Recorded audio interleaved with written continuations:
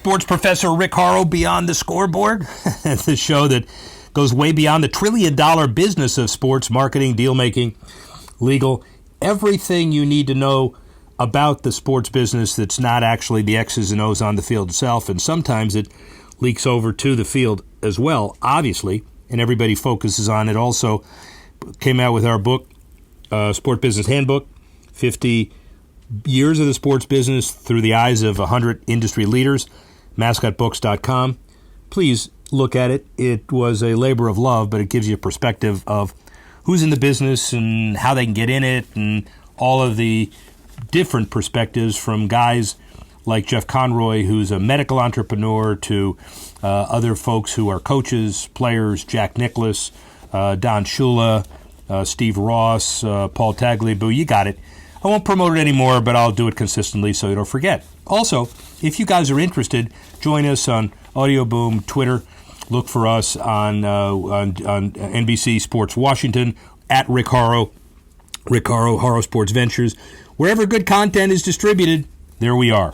The bottom line is, this is a bigger week, probably than ever before, heading for, what? March Madness. But before we get into that, one shout-out in Phoenix to the first race of the year at ISM Raceway, the Kyle Busch winning Phoenix Ticket Guardian 500. In October 2007, though, Smart Venue Technology Pioneer ISM Connect signed a multi-year partnership with PIR, Phoenix International Raceway.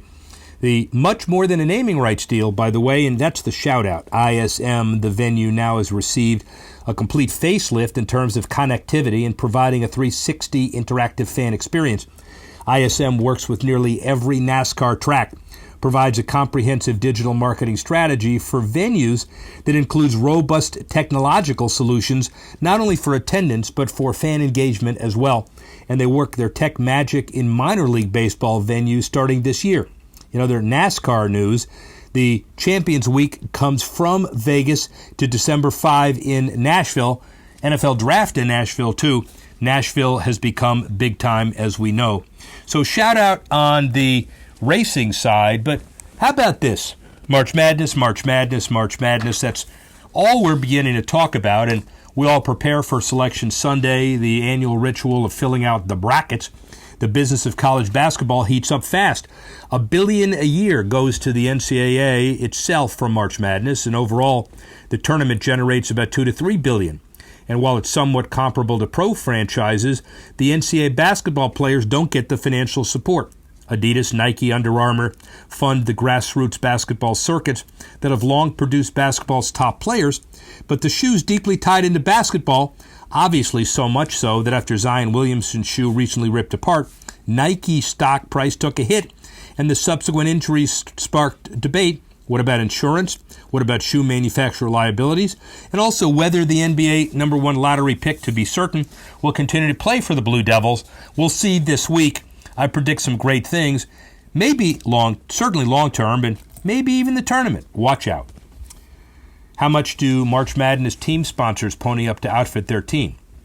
$160 to $200 million poured into college programs over a 10-year period in return for the players on their teams wearing their gear. If you're in the tourney, you're most likely a Nike school, an Under Armour school, or an Adidas school. Particularly sweet part of the deal is if you're a Nike school and you reach the Final Four, or even better if you win the national championship. Your coach receives $100,000, or maybe $200,000 on top of his multi-million-dollar salary. Coach K, Duke's head basketball guy, rakes in just short of $9 million annually, according to financial site Wallet Hub. Assistant coaches generally get a bonus as well. The only ones who don't benefit monetarily, as we heard, are the players. Maybe that changes. There's a direct path to compensation as the judge in the district court licensing case rules for the players in a federal antitrust suit last week. It opened the way for college football and basketball players to receive more compensation than they do now, but narrowly limited the benefits to expenses related to education in the federal antitrust suit against the NCAA. The ruling, according to the New York Times, somewhat of a victory for the athletes, but fell way short of their goal of eliminating the NCAA's hard cap on their compensation, and it seemed, therefore, likely to continue the debate. The ruling may have ostensibly been a win for the students, but most experts concur it was the best loss imaginable for the NCAA and its model, since the students desire an outcome that will completely disrupt the business model of college sports. NCAA tournament revenue, obviously, doesn't come from just apparel sponsors. March Madness brings the NCAA nearly $880 million in broadcast fees this year alone. And thanks to a combination of these and other revenue streams, the 25 richest programs in college basketball today, data courtesy of Department of Education and USA Today: Louisville, number 1, nearly $44 million, Duke, 2, 34, Syracuse, 3, 29, University of Kentucky, 4, 27, maybe 28, and Indiana, number 5, at $24.5 million. Kentucky, the highest valued college basketball program, $342.1, rounding out the top 5. Louisville, $320, Indiana, $278, Duke, $190, Kansas, $181. Bottom line is, that sounds great, but let's see what they do on the floor. Everybody's focusing on what they do on the floor. OTT platform Fubo TV, the first TV streaming service to offer March Madness tournament on 4K. They're now added the Big Ten Network to its portfolio, supporting 4K, and includes Fox, Fox Sports 1, and NBC Sports Net. They'll continue to grow and has already set 4K streaming first with the World Cup, MLB, NCAA football, and the potential to start dipping into future markets like the NBA, NHL, and MLS. Well, before we leave college basketball, we're coming back to it next week, believe me, and the weeks after. Let's get a perspective of someone who rose from the ranks at Ohio State University, becoming a spokesman for basketball, CBS and otherwise, and has more Twitter followers than a lot of people, almost everybody except Jay Billis.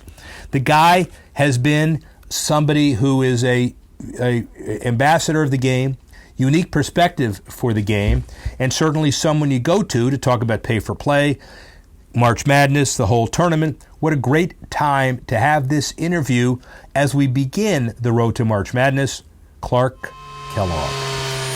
Rick Horrow inside the boardroom, beyond the scoreboard. Kind of a last-minute, up-front, real important industry interview with an industry leader, Clark Kellogg, Ohio State University, but so much more. Thank you for doing this. My pleasure, Rick. Good to be here. Appreciate it. Business show, trillion-dollar sports business. You've kind of pioneered it in your own way. Talk a little about your career. How do you end up where you are today? Tell you what, I haven't pioneered anything. There have been a lot of great people that have gone before me, but my entree into sports was through basketball. Grew up in Cleveland, Ohio. Had an outstanding high school career. Ended up matriculating here to Ohio State in the late 70s. Right. Spent 3 years here on the basketball team as a scholarship athlete. Went on to pursue my dream of being a pro player with the Indiana Pacers in 1982. Had a promising career cut short because of knee injury in 1987. Had to retire from playing basketball and got an opportunity to work as a broadcaster, first for the Indiana Pacers radio network and then for Cleveland State University in my hometown of Cleveland on their television network, Rick. And that was the beginning of what's now been a 32-year basketball broadcasting career, 20 plus doing Indiana Pacers television and over 30 years doing college basketball for the Big East Network, ESPN, and for the last 20 plus years I've been at CBS Sports. Do you think the CBS deal is going to stick? So far, so good, Rick. I've been there for a while. I actually got started there initially in 93, came on board full-time in 97, and have been part of a wonderful journey in covering men's college basketball for the network. Well, and you're not just a broadcaster. Obviously, you've experienced it, you've lived it, and you've been educated at a Power 5 basketball school way beyond anybody's understanding and perspective. What do you think now generally about the sports business? Broad question. Where's it gone and where's it going? Well, it's huge business. Yeah. That's the first thing, that it is humongous business, which on the collegiate level creates some challenges. On the pro level, it is what it is. Right. I mean, that's the economics of the business. But in college, where you're looking to keep education at the forefront, the development of young student athletes at the forefront, combined with the business aspect of college basketball and certainly college football, huge revenue generators in big ways, it creates some challenges to balance that equation, because the vast majority of kids that end up on scholarship, even in those revenue-producing sports, are not going to be professionals. And if they are, at some point, that's going to end as well. So being able to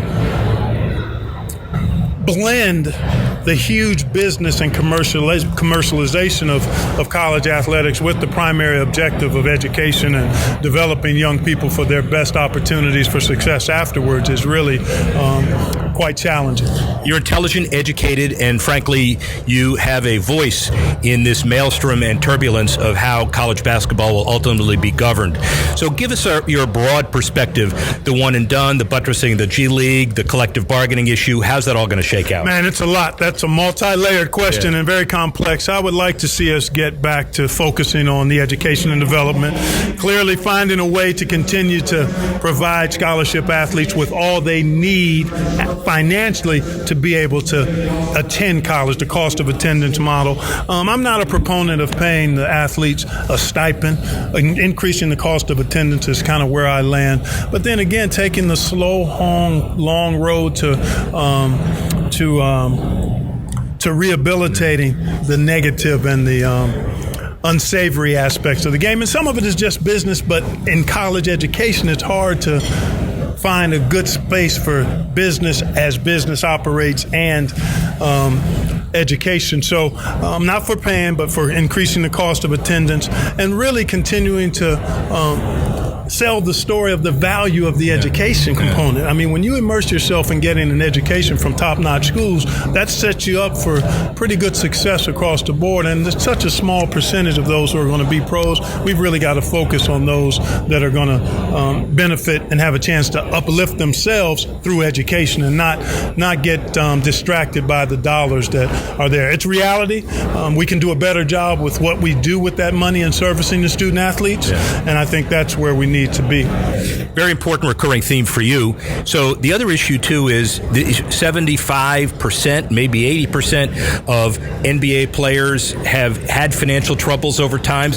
Boatload of money, a lot of mismanagement. First of all, how do you deal with that, and whose responsibility ultimately is it? Family, agent, league, team, player association? I think that number may be a little skewed and maybe overstated, because I'm seeing more and more young players become much more educated and savvy about how to make the most of their financial opportunities through pro sports.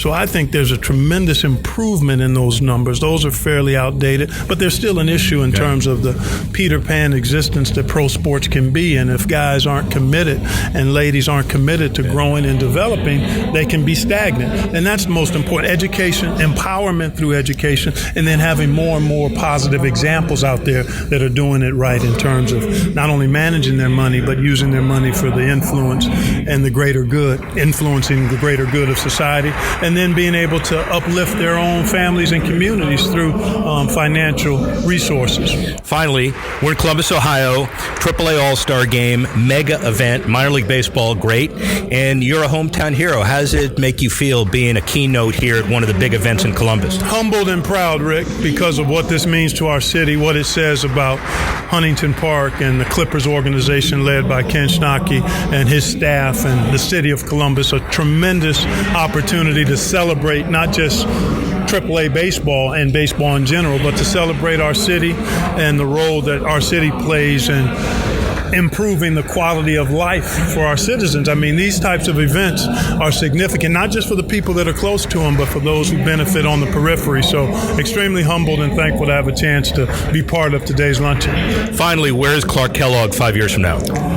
Wow, that's a good question. Hopefully I'll still be behind the microphone doing some work for CBS, but more than that, I'll be engaged significantly, continuing to enjoy my wife of 35 years and our grandchildren and our children here in Columbus. Clark Kellogg talking about grandchildren and children makes us feel old but satisfied. Rick Horrow, sports professor, thank you very much. Speak with you soon. Well, Clark Kellogg certainly gives us some perspective as we take a look at college basketball. Believe me, we're going to talk more about it as we get closer to March Madness. But let's talk about the pro game. The NBA, a robust social media presence. Viewership amongst its core audience, 18 to 34-year-olds, though, down about 34%, almost 50% since 2010. The league has over 35 million Instagram followers, 3.8 million fans on TikTok, several exclusive Snapchat shows, but Commissioner Adam Silver acknowledges the NBA, ESPN, and its partners AT&T and Warner Media have not figured out how to navigate today's media landscape. The task at hand is conditioning a new generation of fans that 8 p.m. on Tuesday is 8 p.m. on Tuesday, because they've used to watching content on demand and the game is perishable. Silver says he believes the NBA can restore the demographic balance with a buy-on-the-fly model that enables fans to access the league's most exciting games in progress. And while this theory follows the predominant snackable content school of thought, meaning highlights and look-ins, the tasty bites ultimately lead to fans consuming meals, meaning complete games, with a large portion of the target demo opposed to paying for cable. It's worth wondering if that strategy needs to be revisited. Let me tell you, though, if Adam Silver is on the case, he is certainly going to figure out how to revisit it if possible. He's already in China. For the first time, the NBA will offer fans in China original programming and an easier way to buy league gear through e-commerce giant Alibaba. Game highlights, reruns of classic matchups, new content, and league merchandise will be accessible to Alibaba's nearly 700 million consumers across all of its platforms through a dedicated NBA section.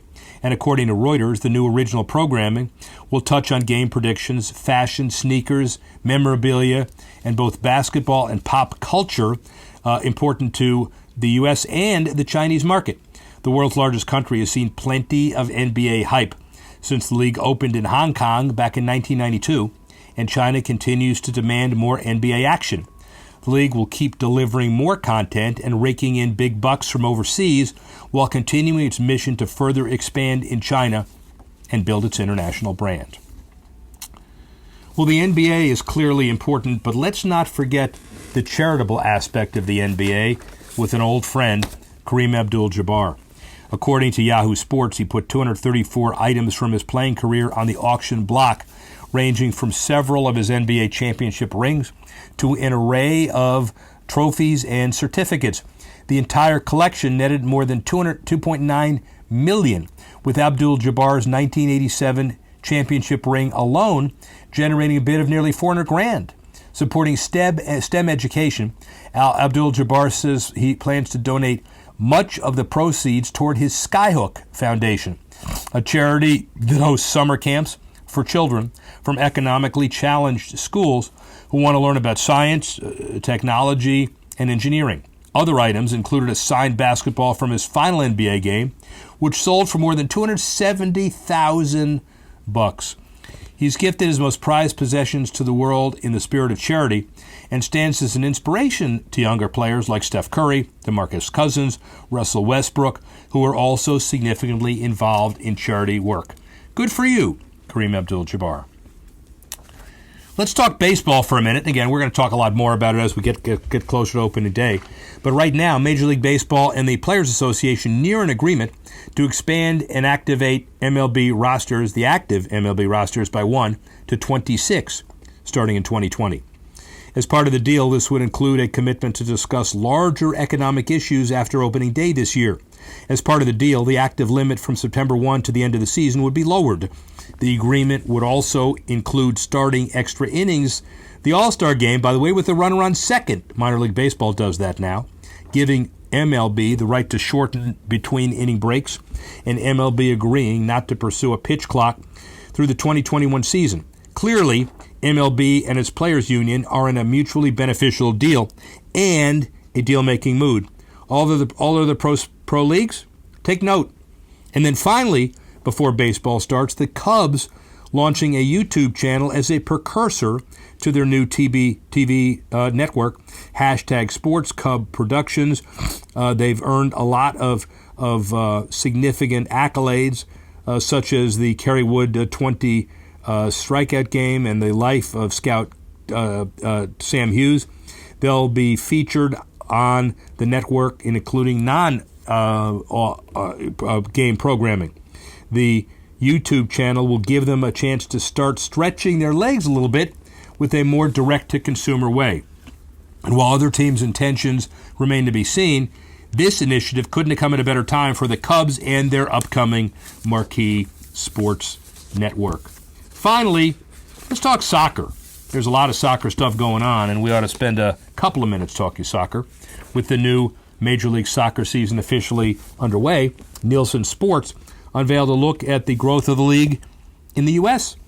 As the league starts the season 24, 47% of adults in the U.S. say they're interested in MLS, according to Nielsen Sports sponsor link. In addition to MLS expansion, factors driving the growth of soccer fandom in the U.S. include increased youth participation, increased diversification of the population, we know that, TV access to the U.S. and local and global football competition, and the performance of USA Women's FIFA World Cup team.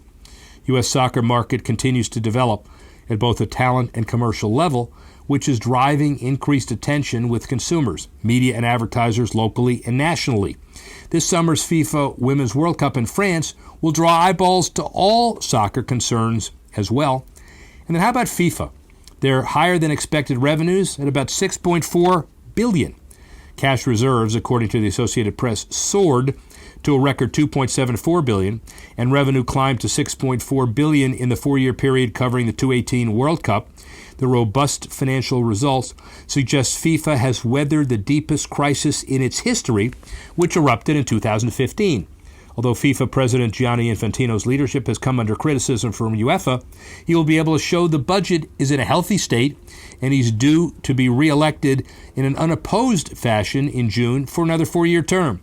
2015 to 18 finances exceed the forecasts presented to FIFA's Congress last June, and while FIFA projected cash reserves to reach $1.65 billion in the 2018 World Cup cycle, sources said they'd grown to about $2.74 billion at the end of 2018.